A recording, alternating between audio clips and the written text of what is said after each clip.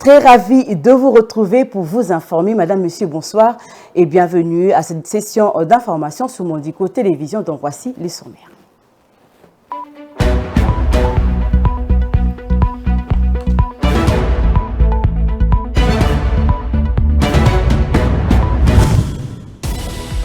Le chef de l'État, Félix-Antoine Tshisekedi Tshilombo, s'est entretenu ce mardi à Kinshasa avec une délégation de l'Union européenne conduite par Didier Reynders, commissaire européen à la justice, en visite de travail en République démocratique du Congo. Leurs échanges ont porté sur le processus électoral en cours en RDC et la situation sécuritaire dans l'est du pays. La Cour de cassation a décidé de reporter les prononcés de son verdict dans le procès de Jean-Marc Kabound à Kabound, ancien premier vice-président de l'Assemblée nationale. Cette prolongation a été officiellement annoncée par une ordonnance affichée devant la salle d'audience.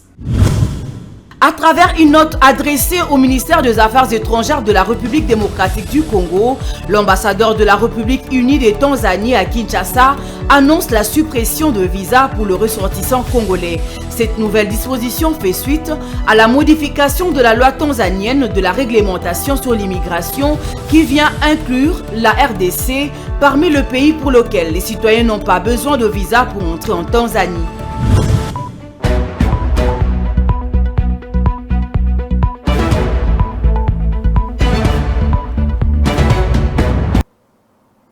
Une fois de plus, bienvenue dans ce journal. Une forte délégation française constituée de sénateurs et députés a été reçue par le chef de l'État Félix-Antoine Tshisekedi Tshilombo à la Cité de l'Union africaine le mardi soir 5 septembre 2023. Au menu de leur entretien, trouver absolument la paix en RDC après les différents rapports de l'ONU qui démontrent l'agression de la RDC par le Rwanda. Ces parlementaires ont assuré, voulais-je dire, les présidents de la République de leur engagement au profit de l'RDC au niveau de hautes instances internationales. Suivez les détails dans ces reportages du confrère de la présidence, Guilain Kabaloudi.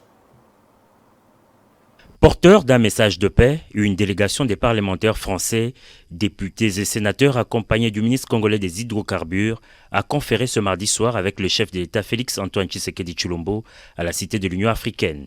Ces parlementaires appellent au respect des rapports de l'ONU sur l'agression de la République démocratique du Congo dans sa partie Est.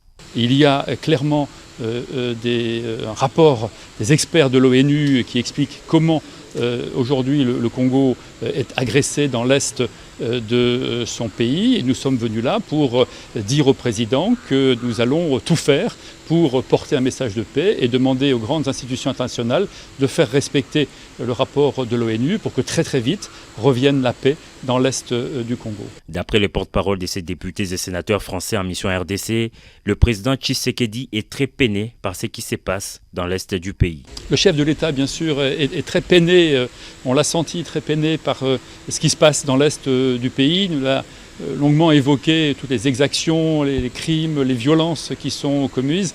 Et il nous a demandé, dans la mesure où on pouvait agir, et on va le faire très fortement, de l'aider, d'aider le Congo à faire respecter les frontières du pays et faire respecter aussi ce que les experts de l'ONU disent.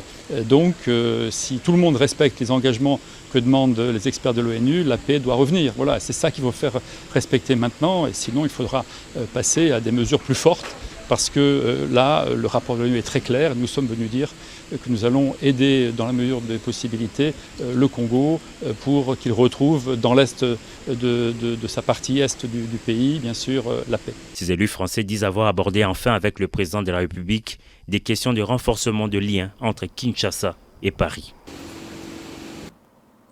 Restons toujours avec les activités du président de la République. Le premier package soins de la couverture santé universelle du programme de la gratuité de la maternité et la prise en charge du nouveau-né s'est concrétisé le mardi 5 septembre 2023 au camp militaire Tchachi de Kinshasa. C'est le chef de l'État en personne, Félix Tshisekedi, qui en a lancé officiellement les coups d'envoi pour 13 provinces d'ici fin décembre. Images et commentaires.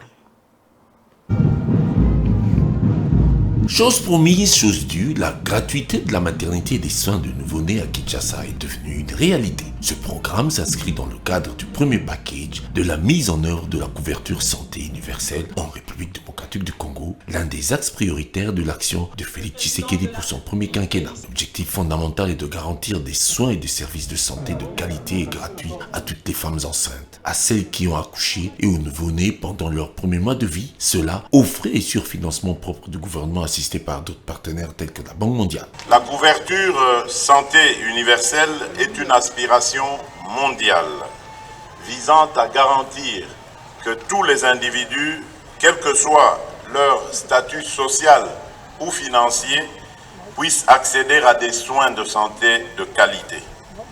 En ce jour du 5 septembre 2023, je suis heureux d'annoncer le lancement du programme de gratuité des accouchements dans la ville de Kinshasa, qui est le premier paquet de soins de notre mise en œuvre de la couverture santé universelle.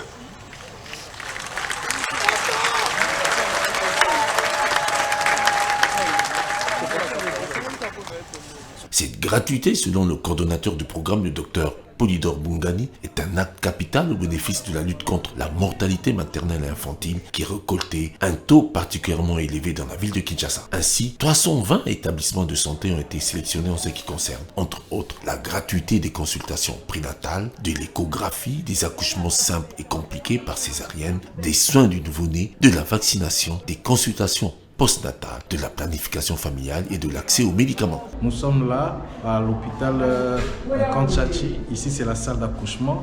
Et nous sommes là pour vous recevoir gratuitement, pour bénéficier de la maternité gratuite et même de la couverture santé universelle. Il n'y a aucune condition pour accéder à la gratuité. Il suffit juste d'être enceinte et de venir à l'hôpital. Vous serez suivi sans problème, sans autres complications. Nous sommes très contents parce que cette couverture santé universelle, du point de vue gratuité de la maternité, vient à point nommé et parce que nous avons une grande population qui ne bénéficie pas de ça et nous sommes très contents parce que cette initiative, ce programme vient à point nommé pour aider notre population. Garantir en permanence cette couverture de soins de qualité dans les 13 provinces de départ, en attendant la mise en œuvre à l'échelle nationale, la couverture santé universelle qui n'est pas une option mais un devoir, est en fait une aspiration mondiale visant à garantir à chaque individu sans distinction de statut social des soins de santé de qualité au moment et à l'endroit où il en a besoin sans pesanteur financière. Je dis merci à notre président, mon chef, mon boss, mon papa, merci pour ce que tu nous as fait.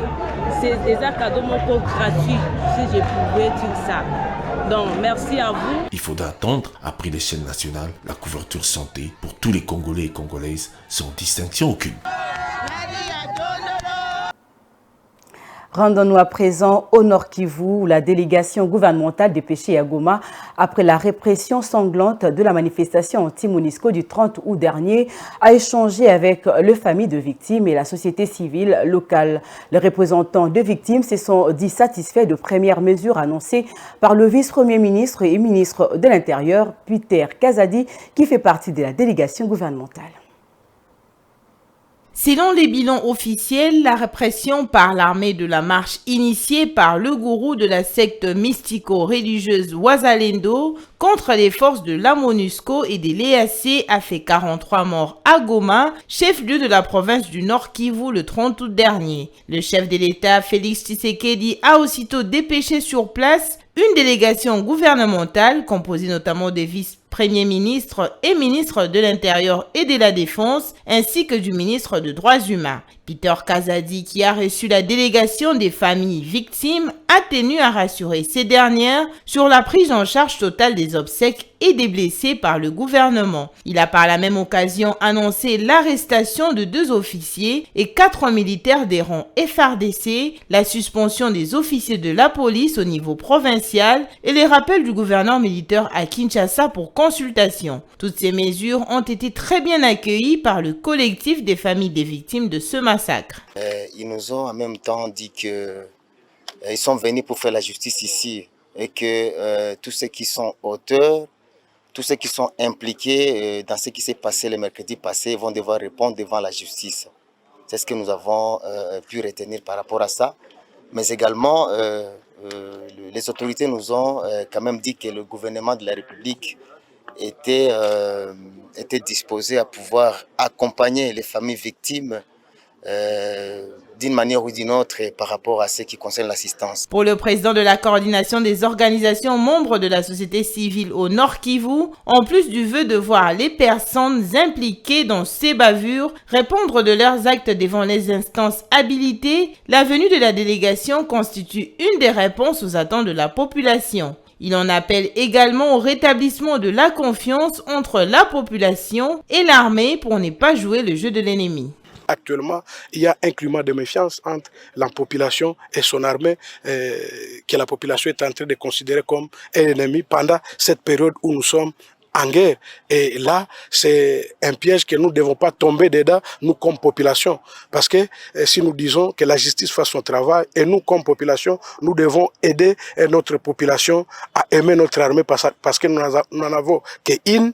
Mais nous avons insisté en disant que tous ceux qui ont fait de bavures, qui répondent de leurs actes. La société civile a recommandé aux membres du gouvernement de procéder à l'identification de tous les mouvements religieux présents au Nord Kivu. Ainsi, les subversifs pourront être dénichés et mis hors d'état de nuire. Toutes ces mesures sont prises après le massacre de certains membres de la secte mystico-religieuse Wazalendo qui avaient appelé ses adeptes à manifester pour demander le départ de la MONUSCO et les forces de l'EAC. Dans le même registre, le dernier incident survenu la semaine dernière dans la ville de Goma, en la province du Nord Kivu, incident et entrée aux victimes de tirs de soldats qui réprimaient la marche de membres de la secte Wazalendo contre la présence de la MONUSCO continue de susciter deux réactions. Ensemble pour la République de Moïse Katumbi Chapwe, via son secrétaire général, Dieudonné Boleguetenge Balea, exige des enquêtes indépendantes tout en condamnant ce qu'il qualifie de massacre avec un usage démesuré de la force. Suivez un extrait du secrétaire général. Le 30 août dernier, entre 4h et 7h du matin, les éléments armés des FARDC, entendez, Forces armées de la République démocratique du Congo, ont procédé à une attaque contre des fidèles d'une église au quartier Katindo, commune de Karisimbi, en ville de Goma. Cette opération s'est soldée par un véritable carnage. Les organisations de la société civile de Goma ont dénombré pas moins de 108 personnes tuées. Aucune d'entre elles ne portait une arme. Après avoir voulu édulcorer les faits, les autorités militaires provinciales n'ayant annoncé que 6 victimes, le gouvernement de la République a reconnu, face aux vidéos accablantes filmées par la population, les massacres par l'armée, 43 de nos compatriotes, parmi lesquels, il faut le souligner, des femmes et des enfants. Les éléments déployés dans cette opération sanglante relevaient de la garde républicaine, qui a la mission essentielle d'assurer la protection du président de la République et dont le commandement répond directement de lui. Affligé par cette grave situation, Ensemble pour la République présente ses condoléances les plus attristées aux familles des victimes et à toute la population de Goma traumatisée par le destin tragique de ses enfants. Ensemble pour la République s'associe à toutes les forces vives de la nation qui exigent que toute la lumière soit faite sur cette tuerie et que justice soit rendue aux victimes. L'État congolais doit assumer toutes ses responsabilités. Tout à fait autre chose. Dans le cadre de la diplomatie parlementaire, l'honorable Modeste Bati Lukwebo a accordé une audience à une délégation des parlementaires français conduite par la vice-présidente du Sénat français, Laurence Rossignol. Au cœur de cette rencontre, il était question de redynamiser la coopération entre les deux parlements, mais aussi la possibilité d'échange d'expériences entre les deux chambres, entre les administrateurs, ainsi que des questions de coopération économique. Sur ces chapitres, les hôtes de Modeste Bati Lukwebo, accompagnés par le ministre des Hydrocarbures Didier Boudimbo, ont exprimé la volonté de la France de revenir investir en République démocratique du Congo dans plusieurs domaines, notamment dans le secteur des hydrocarbures. Ils ont par ailleurs promis de mener un plaidoyer auprès de leur exécutif en vue du renforcement de cette coopération qui sera bénéfique pour les deux peuples. La délégation française, par la voix de Laurence Rossignol, a exprimé sa satisfaction à l'issue de cette rencontre fructueuse. Nous avons évoqué cette possibilité de déplacement pour renforcer le travail que nous allons pouvoir faire entre nos institutions et l'échange d'expériences que nous allons pouvoir partager au niveau des parlementaires, mais aussi de nos collaborateurs qui ont un rôle important dans l'institution, mais aussi de l'administration. Et ce sont des coopérations qui se créent régulièrement entre pays. Et nous sommes ravis, en tout cas, de pouvoir ici le conforter. Le speaker de la Chambre haute du Parlement a salué la visite de ses collègues parlementaires français qui va contribuer au développement de la RDC par la création de nombreux emplois et des richesses. Il a émis le souhait de voir la France venir investir au Congo, surtout avec l'amélioration du climat des affaires que connaît le pays sous l'impulsion du chef de l'État Félix Antoine Tshisekedi Tshilombo qui tient à faire de la RDC un pays attrayant en matière d'investissement. Dans le chapitre de l'éducation, le gouvernement congolais tient à tout prix à relever les niveaux de l'éducation nationale. Le ministre de l'enseignement primaire, secondaire et technique l'a affirmé lors d'un briefing presse le mardi 5 septembre 2023 à Kinshasa. Après avoir mis en marche la gratuité de l'enseignement primaire, les autorités congolaises veulent maintenant passer à une autre étape, celle de l'amélioration de la qualité de l'enseignement dispensé dans les écoles publiques. Pour ce faire, Tony Mwaba Kazadi envisage plusieurs mécanismes parmi lesquels les concours pour les recrutements des enseignants. Suivez son propos. La qualité de l'enseignement, c'est notre bataille aujourd'hui. Pour nous, ce n'est plus la gratuité. Nous sommes dans les mesures d'accompagnement, mais les grands défis aujourd'hui, c'est la qualité. Je peux vous dire qu'on est en train de mettre en place des mécanismes pour que les enseignants soient recrutés sur concours. Donc, vous ne pouvez pas vous retrouver dans une salle de classe comme ça, vous prenez la clé, vous commencez à raconter des bêtises aux enfants d'autrui. Donc, nous allons augmenter les salaires, améliorer les conditions, mais nous allons fermer les portes pour accéder comme enseignant dans la salle de classe. Il faut être qualifié. Nous allons assurer la formation initiale, la formation continue. C'est vraiment toute une série de mécanismes. Dans un autre registre, opération Duplicata, le réseau civique au Congo RECIC était au rond-point Ngaba le lundi 4 septembre 2023 pour sensibiliser la population dans le cadre du rythme de la sensibilisation deuxième édition avec les réseaux civiques au Congo RECIC mobilisés comme un seul homme. Les animateurs du RECIC et son équipe mobile ont parcouru le rond-point, ses avenues pour passer le message sur l'importance de se procurer les duplicata. Le message était clair. Cette descente sur terrain était marquée par la présence de maître Jean-Michel Vondo, secrétaire exécutif du RECIC et la commission électorale indépendante provinciale. Ceci dans le cadre du projet de la sensibilisation de la population pour les élections 2023. Nous avons été dans le premier point chaud qui est la place Victoire. Aujourd'hui, nous avons jugé bon de venir ici au rond-point Ngaba pour mobiliser, sensibiliser la population d'abord par rapport à une question importante qui est la question des duplicata de cartes d'électeurs. Nous sommes en train de mobiliser la population pour qu'elle sache les duplicata de cartes d'électeurs, ce n'est pas une nouvelle opération d'enrôlement, mais c'est une possibilité qu'on a donnée à ceux dont les cartes sont détériorées ou à ceux qui ont perdu leurs cartes d'aller dans les antennes de la CENI pour récupérer leurs cartes. Nous allons continuer. Notre rôle, c'est de mobiliser la population pour qu'elle participe de manière responsable au processus électoral.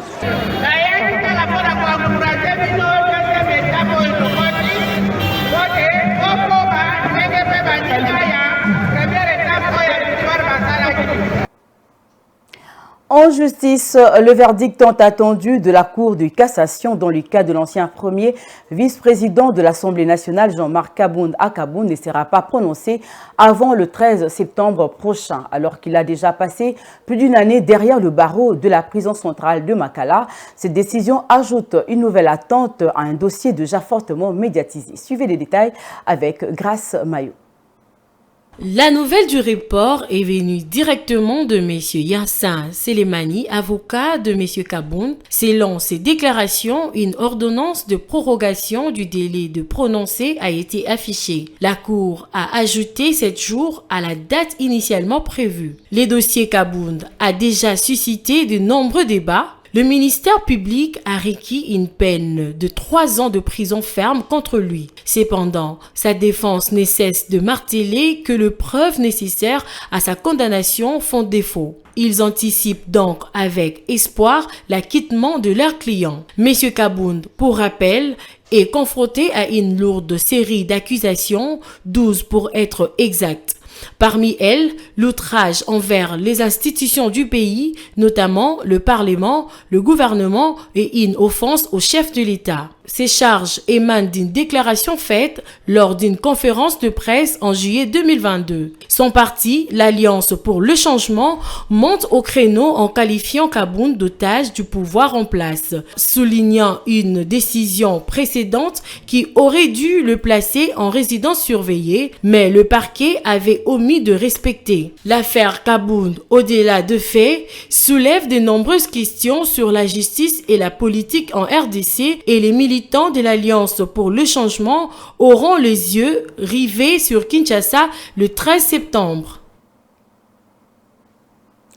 Toujours en justice, le procureur général près la Cour de cassation, Firmin Vondé Mbambou, a procédé mardi 5 août 2023 au lancement officiel de l'opération de dénonciation des magistrats au comportement véreux et de faits infractionnels graves. Pour rendre cette opération effective, 3 numéros téléphoniques ont été mis à la disposition de la population congolaise afin de permettre à tout citoyen congolais de saisir directement l'office du procureur près la Cour de cassation, nous rapporte Jocelyne Massiala. Les 089 10 81 881 099 95 541 01 puis le 083 53 39 833 sont là les numéros verts mis à disposition du public par le procureur général près la Cour de cassation Firmin Vondé Mbambou afin de permettre à tout citoyen congolais de pouvoir atteindre son office au cas où il constatait un fait véreux ou un comportement véreux à l'endroit des magistrats. Ceci est dans le but de faire la chasse aux magistrats qui piétinent l'éthique de la magistrature pour s'adonner à des pratiques voire illicites qui ternissent l'image de la justice congolaise. Ce lancement intervient au cours d'une rencontre organisée à Kinshasa à l'intention des magistrats du ministère public par la coordination en charge de la jeunesse, la lutte contre les violences faites à la femme et traite des personnes. Cette mesure rentre dans le cadre de la vulgarisation de la loi numéro 22/067 du 22 décembre 2022. La loi modifiant et complétant le décret du 30 janvier 1949 portant code pénal congolais en matière de prévention et de la répression de la traite des personnes. Je profite de cette tribune pour porter à la connaissance de l'ensemble des compatriotes qui, à quelques jours, j'ai annoncé la mise à disposition, ou plutôt la mise à notre disposition ou à la disposition du public des numéros verts qui devraient permettre tout citoyen de pouvoir atteindre le parquet général de la Cour de cassation au cas où il constatait un fait véreux, un comportement véreux de la part des magistrats.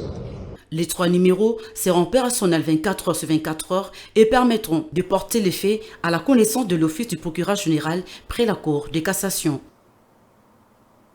Quittant la justice pour l'agriculture, 29 jours de campagne agricole ont été lancés par le ministre de l'Agriculture, Maître José Mpanda, sur toute l'étendue du territoire national. Cette activité consiste en la distribution gratuite durant tout le mois de septembre des intrants, notamment de semences, des engrais et de matériel aratoire aux agriculteurs, aux associations paysannes, organisations non gouvernementales ainsi qu'aux confessions religieuses en vue d'améliorer la productivité. Ceci rentre dans le cadre du programme de relance de filières agricoles par le gouvernement.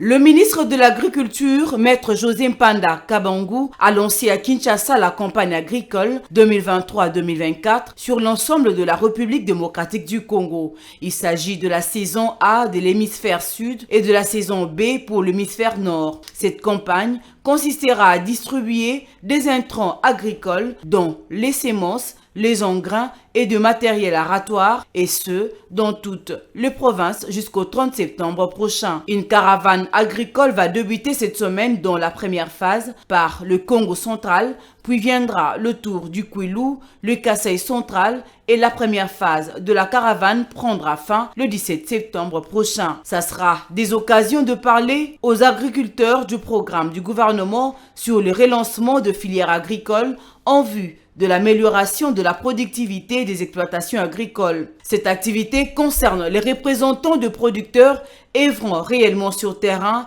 les associations paysannes, les confessions religieuses, la société civile. Il faut signaler que cette distribution des intrants est gratuite et rentre dans le cadre de subventions du gouvernement aux petits agriculteurs pour booster tant soit peu la production agricole qui n'est que de 5% sur toute l'étendue du territoire national.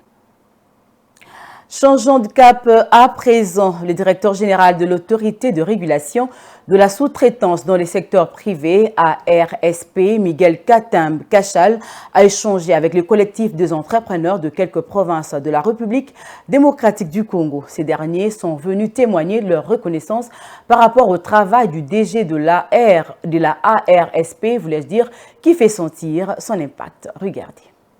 Le collectif de sous-traitants réunit en son sein différents entrepreneurs sous-traitants évoluant dans le Grand Kasaï est venu à la rencontre du directeur général de l'autorité de régulation de la sous-traitance dans le secteur privé pour lui témoigner leur reconnaissance par rapport au travail remarquable que l'honorable Miguel Kachal abat dont l'impact se fait déjà ressentir. La RSP est en train de nous assister, de nous accompagner dans ce que nous sommes en train de faire. Vous arrivez maintenant là, vous allez voir déjà la différence de projets que nous avons sur place, où vous voyez l'impact de la vision du chef, surtout nous, entrepreneurs congolais, avec les main-d'œuvre locales. Nous nous réjouissons du fait que maintenant, avant on évoluait en ordre dispersé, mais il est en train de nous organiser et cette impulsion va nous aider à mieux actionner les actions que nous allons poser sur le terrain. Maintenant, nous avons des autorisations et une couverture nationale qui nous permet d'être structurés, voir l'interface qui est en face de nous, c'est-à-dire les structures qui exploitent nos minéraux, mais qui n'ont pas le droit d'aller sur le terrain pour exécuter les différents travaux à caractère social. Mais à ce moment, grâce à l'ARSP, nous avons des attestations qui nous donnent l'autorité et le pouvoir de pouvoir exercer la sous-traitance dans notre propre pays. Ils ont par la même occasion énuméré un certain nombre de difficultés qui s'érigent en obstacles dans leur travail de sous-traitance tout en sollicitant l'accompagnement du DG de l'ARSP pour qu'ils portent leurs doléances, notamment auprès des structures qui sont dans les circuits de gestion de finances des projets exécutés par les sous-traitants congolais.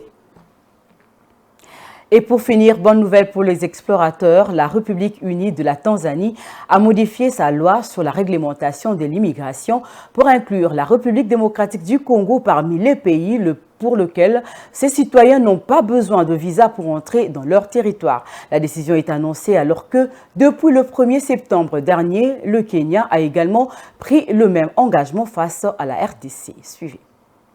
La République unie des Tanzanie, par les biais de son ambassade à Kinshasa, annonce l'exemption de visa pour le citoyen de la RDC souhaitant pénétrer sur son territoire. En révisant leur loi CAP 54, relative à l'immigration, intègre désormais la RDC dans la liste des pays dont les ressortissants peuvent entrer sur son territoire sans obligation de visa. Cette mesure arrive peu de temps après celle prise par le Kenya qui a également décidé d'exempter les citoyens congolais des visas. À titre d'information, les citoyens congolais de la RDC peuvent actuellement se rendre dans 25 pays sans visa. Parmi eux, on retrouve le Bénin, Burkina Faso, le Burundi, le Cap-Vert, le Comore, le Djibouti, l'Éthiopie, le Ghana, la Guinée, le Bissau, le Kenya, le Madagascar, le Mauritanie, l'île Maurice, la Mozambique, l'Ouganda, la République centrafricaine, le Rwanda, le Sénégal, les Seychelles, la Somalie, la Tanzanie, le Togo, la Zambie et le Zimbabwe. Voilà qui met un terme à cette session du journal, mais avant de nous quitter, place au rappel des titres.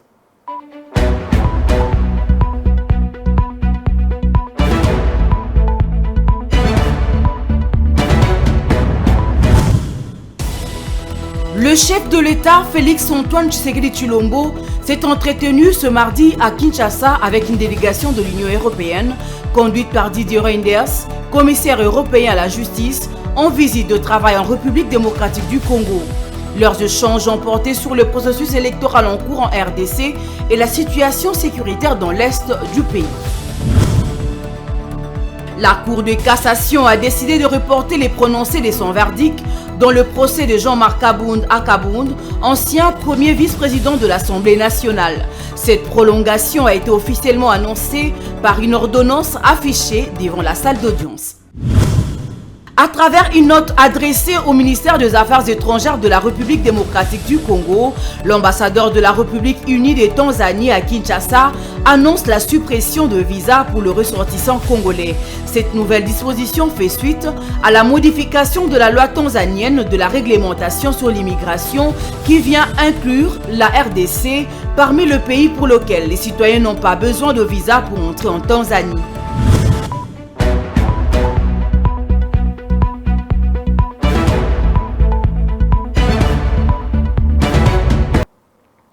Voilà, cette édition est complètement terminée. Merci de l'avoir suivi. Je vous retrouve demain avec le même plaisir. D'ici là, bonne suite de programmes sur Mondico Télévision. Bonsoir.